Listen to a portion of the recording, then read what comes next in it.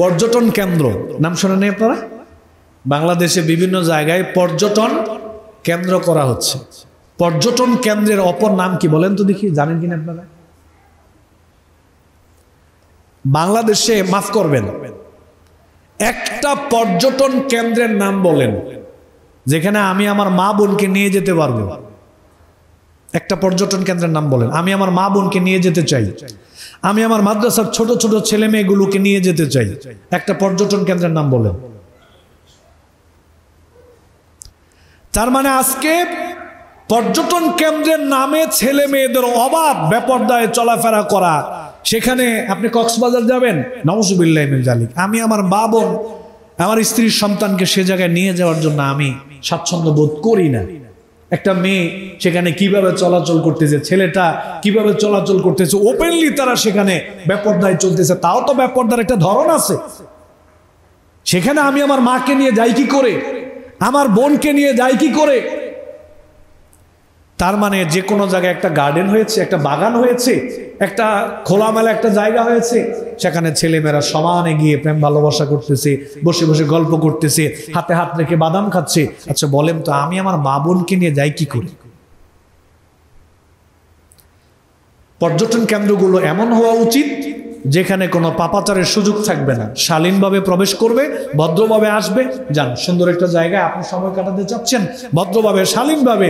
এই সিস্টেম তো নাই। এই জন্য আমার দৃষ্টিভঙ্গিতে আমি চাই, আমার যদি অর্থবিত্ত থাকতো তাহলে আমি এরকম কিছু পর্যটন কেন্দ্র দাঁড় করাইতাম যেখানে ভদ্র শালীন ফ্যামিলির মানুষরা সেখানে যেতে পারবে। কোনো অশালীনতা থাকবে না, জানা ব্যভিচার থাকবে না, বেপরদা থাকবে না, গান বাজনা থাকবে না।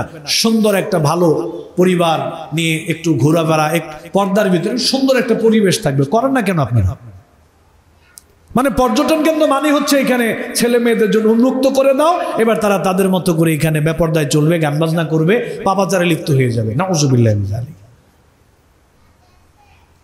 এখন আপনি কিছু বলতে পারবেন না, আপনি কিছু বলতে পারবেন না। 300 ফিট ওপেনলি ছেলেমেয়েরা এখানে আসতেছে, টি শার্ট পরতেছে, ছেলেমেয়েরা সমানে ছবি উঠাচ্ছে, আপনি এখানে আপনি কিছু বলতে পারবেন না। কিছু বললে রাষ্ট্রীয় মামলা খাইবে। মানে পাপ কাজের স্বাধীনতা দিতে হবে, বাধা দেওয়া যাবে না।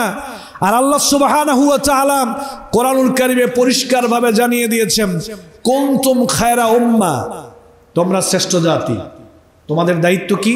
তা'মুরুনা বিল মা'রুফ ওয়া তানহাউনা আনিল মুনকার। সৎ কাজের আদেশ করবা, যেখানে অন্যায় কাজ দেখবা অন্যায় কাজে বাধা দিবা, অন্যায় কাজে প্রতিবাদ করবা। আজকের সমাজের মানুষ, দেশের মানুষ অন্যায় কাজে প্রতিবাদ করা এটা আমরা ভুলেই গেছি। তো আমাদেরকে সংকুচিত করে ফেলা হচ্ছে, আমাদেরকে বোঝানো হচ্ছে ইসলাম মানে হচ্ছে মসজিদ, মাদ্রাসা, সালাত, সিয়াম, যাকাত, হজ, কোরবানি, তাসবিহ, তাহলিল, জিকির আজকার, দাড়ি রাখা, বাবা মার খেদমত, পর্দা করা, তারপরে শবে কদর, শবে বরাত, ঈদের নামাজ, জানাজার নামাজ, এরপরে মাসলা মাসাইল। এগুলোর মানে হচ্ছে ইসলাম। এর বাহিরে যে গোটা দেশটাকে ইসলামের ভিতরে নিয়ে আসতে হবে, পুরো রাষ্ট্রটাকে কোরআন দিয়ে পরিচালনা করতে হবে, এটা আমাদেরকে ভুলিয়ে দিছে। আর এই কথাটা বললেই বলে, হুজুর আপনি ধর্মের নামে রাজনীতি করতেছেন। ভাই, ধর্মের নামে রাজনীতি করা, ধর্মীয় রাজনীতি করা এটা ফরজ। বলেন এটা কি ফরজ? আপনি যেটা করতেছেন সেটা পাইলেন কই? আপনি যেটা করছেন সেটা নিষেধ আল্লাহর কোরআনে। শেষ কথা, বক্তব্য 2-3 মিনিটে শেষ করে দিব।